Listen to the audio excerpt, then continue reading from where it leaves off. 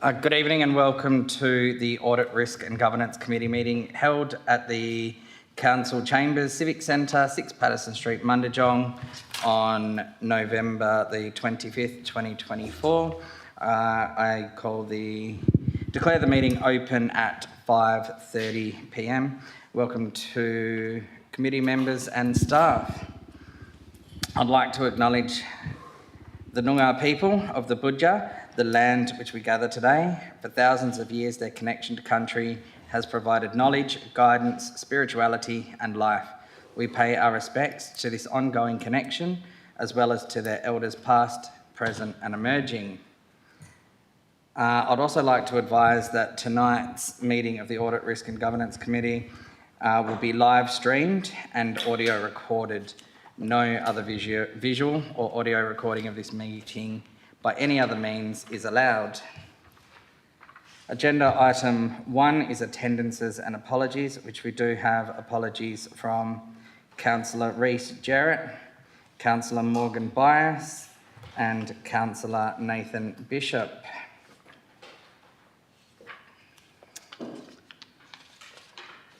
Agenda item 2 is public questions, of which I have not received any. None have been received prior to the meeting, Mr. Presiding Member.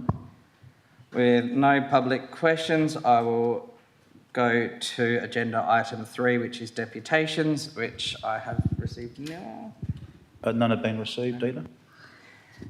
With that, we'll go to agenda item 4, which is declaration of committee members and officers' interest, which I have had nil. Officers have received no declarations of interest either. Thank you, Mr. CEO. And agenda item 5 is receipt of minutes or reports and consideration of adoption of recommendations from the committee meetings held since the previous council meetings. 5.1, minutes of previous Audit, Risk and Governance Committee meetings. 5.1.1, Audit, Risk and Governance Committee meeting from the 26th of August 2024. Does anybody like to move the minutes? President Coles and a seconder. Councillor Mazzini. Is anybody opposed? The minutes are carried unanimously. This takes us on to agenda item 6, reports for consideration. Agenda item 6.1, Strategic Risk Register Quarterly Review Report, November 2024. Does anybody have any questions? Mrs. Neavy. Yes, the first one's about risk number 12. Now, we've got, under our controls, we've got a number of business plans, concept plans, etc. And we have an action plan to deliver the health hub. But how are we progressing with the other plans?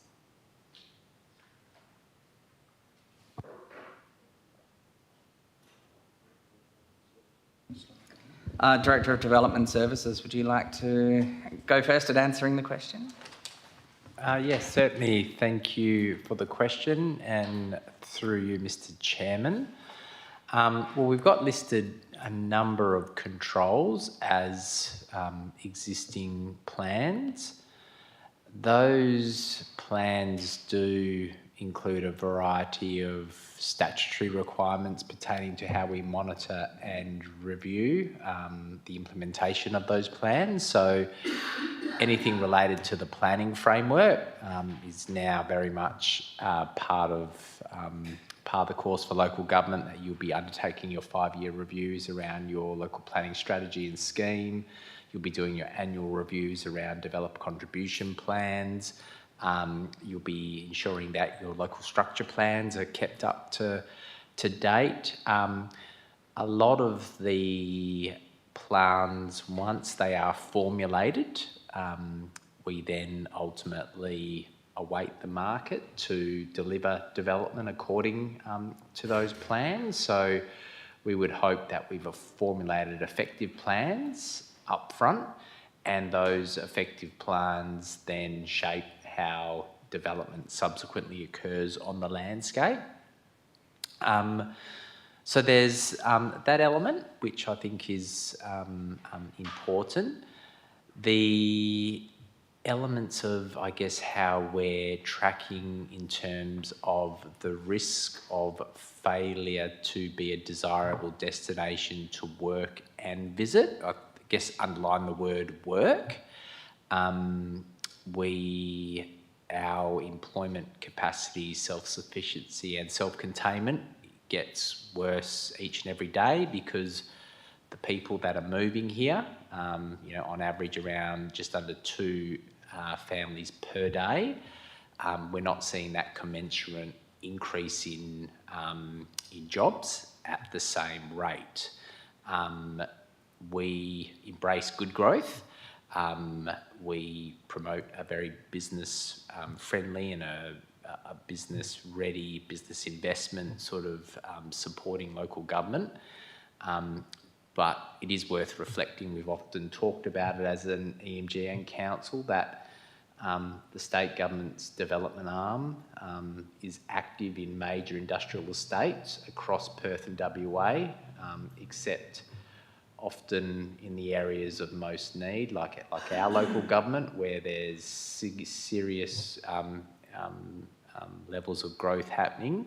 We've got an industrial estate that is planned, but it sort of needs often a big injection of seed capital, and it doesn't strike me as unusual that we've got significant competitors to our north at Forestdale Business Park and to our south at Peel Business Park, both of which are state government being funded and delivered industrial areas. So I think we're doing what we can, and I guess probably naturally you'd expect me to say that, but I genuinely feel, particularly for the industrial side of the equation, it is challenging when we don't have the state government development agency, Development WA, actually delivering industrial precincts in our location.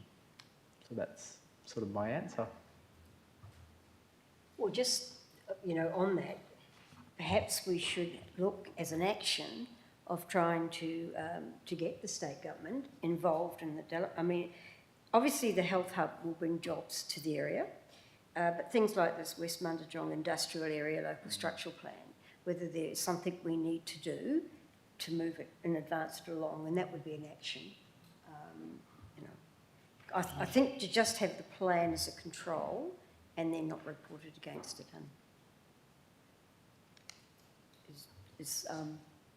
I'm not sure how it's working as a control. I'll just take a response from the Director of Corporate Services. Andrew, could we talk a little bit about the economic development strategy you've been working on? I think might answer that question.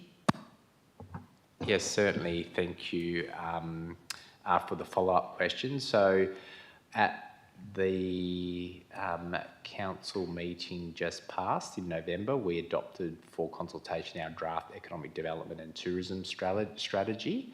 So the reality for Mundijong currently is the state government has not delivered us sufficient power capacity, nor do we have infill sewer, nor do we have sufficient potable water supply to transform this locality. In fact, probably the significant issue that we must face and overcome is making sure we get the enabling infrastructure on target for delivery as quickly as possible, because of the situation that West Mundijong, the first stage of the 400 hectare development site, the first stage 20 hectares. Of that first stage, they can deliver 10 hectares, and then nothing more can be delivered until a sort of a circa $40 to $50 million substation is committed to by Western Power, or some kind of workaround solution is developed to buy us time. So we've unashamedly taken a strong focus on advocating for urgent infrastructure, power, sewer, and of course our key east-west road link between the freeway, Tonkin Highway and Southwest Highway, being Mundijong Road. Frankly, they're what I think we need to focus our efforts on, because the development that we're seeing basically rising up on our doorstep is going to quickly be turned away from the Shire, because there's just no confidence that there's going to be a timely solution from government for essential infrastructure to allow development to occur. So that time cost money equation for private business At the moment, there's a real lack of certainty around how quickly a power solution can be delivered for Mundijong, which potentially makes West Mundijong particularly a bit of a stranded asset. We need to get that solved. The road environment, we need to get that solved because of just the pressure that other infrastructure in the region is going to deliver, like AUKUS and Westport. And sewer for of course, our wonderful town here at Mundijong. We've heard talk about it, but when is the actual government commitment to deliver the sewer solution, which is around a $20 million extension from Byford? So they're particularly what our economic development strategy is focused on, and how we actually really continue the work that the President, CEO, directors are doing in really asking those pointed questions of the state that how is it in the 21st century with a planning system that somehow the servicing agencies are being caught short. So yeah, that's a bit of an insight into some of the many, many things we're doing to do it. I think we're doing more than what most local governments do. EIA recognise that by their advocacy as well. It's a strange environment for local government to be in, but I think it's an important environment that we're sort of basically trying to herald all of the agencies to understand what they need to do to support what we're experiencing in SJ. Thank you, Director. Ms Newby, follow-up questions? Yes, could I suggest then that we do have it as an action, because it is a risk, it's a significant risk, and if we don't continue to advocate, the control isn't going to work. So to have it as a control and not have an action against it when clearly the plan's just the start of it, but we need to be, as we've done here with the health hub, I think we should consider having it as an action.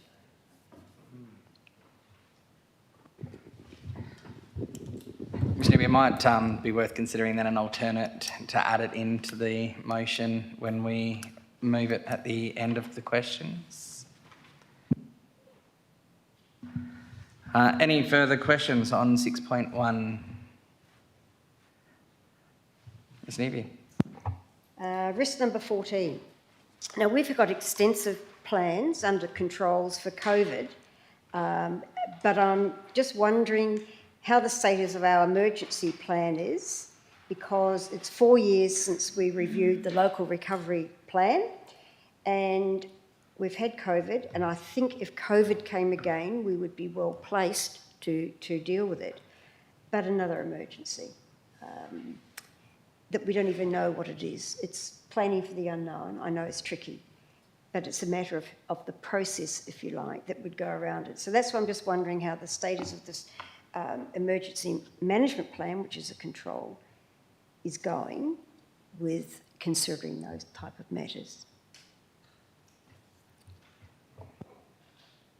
Director of Community Engagement. Thank you. Through our local emergency management committee, we do desktop exercises regularly to test relevant aspects of that plan.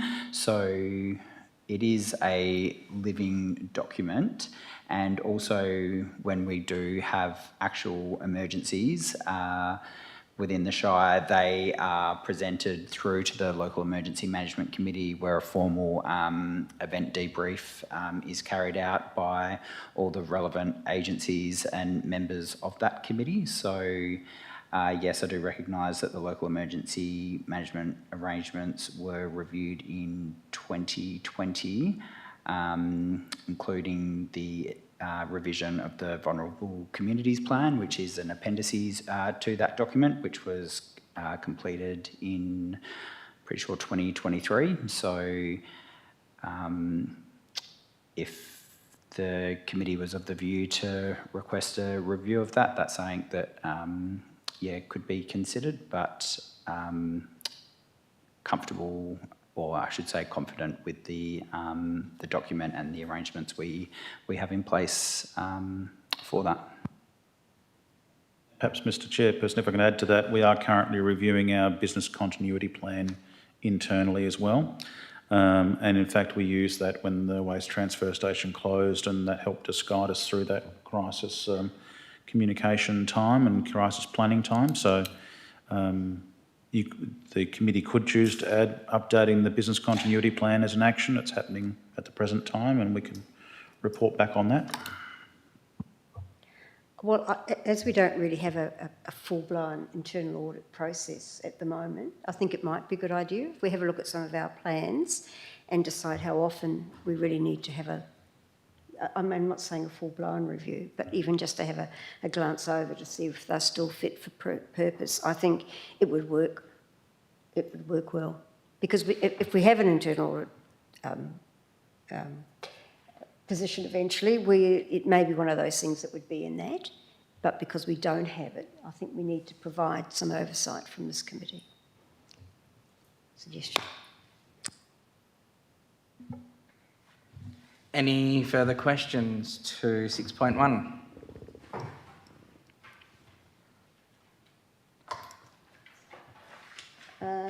Yes, I do. Risk number 15, I was just confirming that we do have, considering it, I've put around this the fact that we know we've had a lot of staff turnover. Do we include staff education on health and safety on a regular basis? Is that part of our induction training and then ongoing health and safety? We know the big mining companies do for obvious reasons. But I didn't catch the bit, the training, sorry. Well, it's staff education on health and safety. Yes, we do. Yes. Whether it's ongoing. Yep. Any further questions? Just one more. One more? Risk number 17. Now, I know we're going to talk about this later on, but we've got a June 26 as a target date, but there's many actions that are forming part of this, and many of those will be completed prior to this date. And I realise while we haven't put them in detail in there, and we've just used June 26 as a date, but perhaps we could put a range, because we are going to get a lot of those completed beforehand. I think there's only one or two that are not going to be done by then. So it will be, the majority of the plan and controls will be in place well before June 26. Director of Corporate Services. Yes, that's correct. And report 6.4 tonight deals with that in more detail. I think there's 4 items that are not yet dealt with, but that's a matter of money, and 6.5 deals with one of the significant issues as well.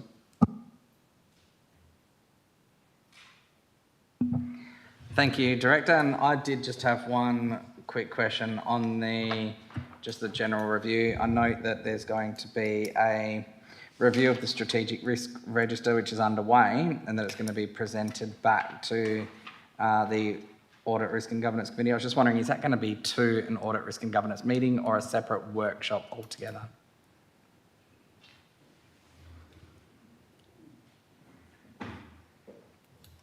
Manager of Corporate Performance can answer that question.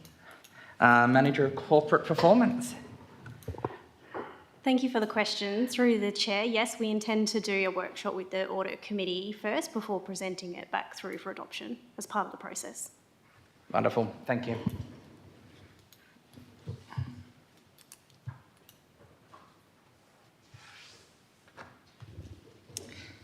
With that, is there any further questions? And would anyone like to move a motion? Ms. Newby? The motion, I was happy with it, but if we could just add under risk 12 that we have as an action the follow-up on the West Mundijong plan.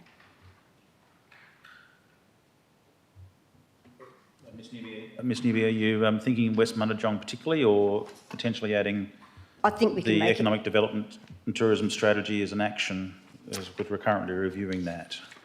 Or is it the West Mundijong industrial area particularly? I guess we could make it generic to all. please. Yeah. So it might be, I can help with, do you want some assistance with the wording potentially? Yeah? Yes, So we could please. say, Yes, please. to add the action to risk 12, review the economic development and tourism strategy. Correct. Yes.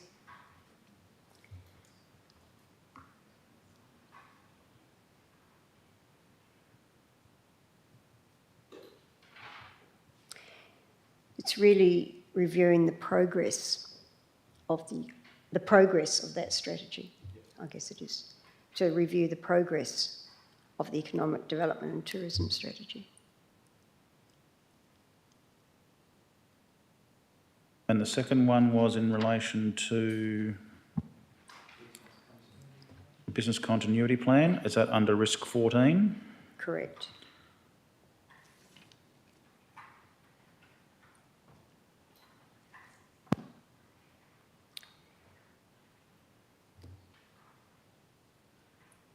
And that's to conduct a review of that local recovery plan. Ms Newby, are you happy with that as it reads on the monitor in front of you? Yes. Beautiful. And do we have a seconder for the motion? Councillor Mazzini.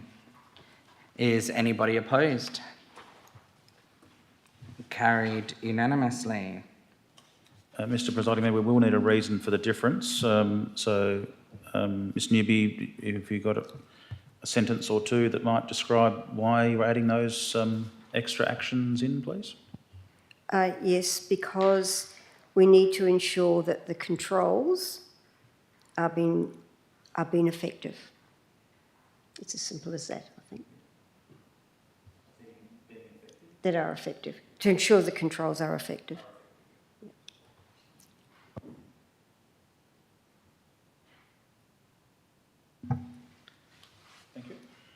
Thank you, Ms Newby. And we'll move on to 6.2, local government reforms. Do we have any questions?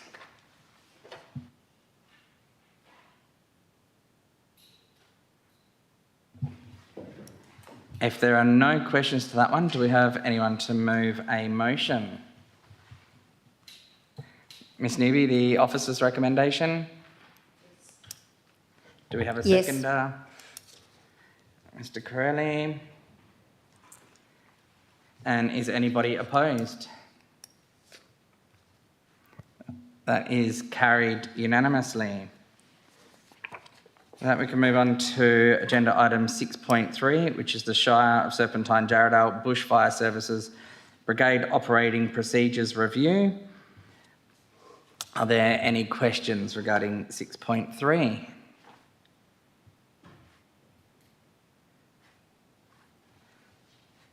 There being no questions, would anybody like to move a motion?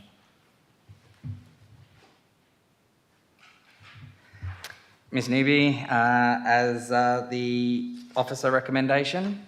Option 1, I recommend we adopt option 1. And do we have a seconder? President Coles. Is anybody opposed?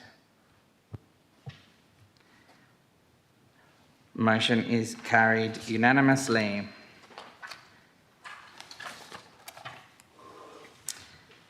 This brings us to agenda item 6.4, which is a confidential item. So at this point, I'd like to move for someone to move to take the meeting behind closed doors. Do I have a mover? Councillor Mazzini, and a seconder? Councillor Duggan. Is anybody opposed? Carried unanimously.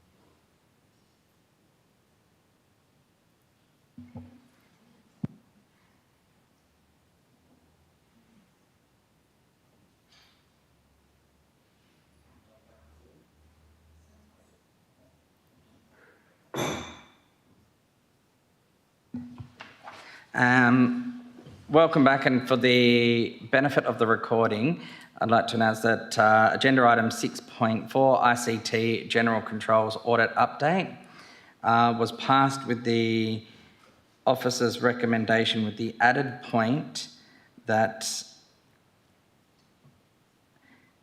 point 1 being recommend that council notes the update regarding the implementation of agreed actions previously conducted and the update of the ICT audit actions, and point 2, request that a report be brought back to the Audit, Risk and Governance Committee at the next meeting on the ACSC Essential 8 implementation. This was carried unanimously. Agenda item 6.5, ICT Backup Solutions, was carried as per the officer's recommendation unanimously.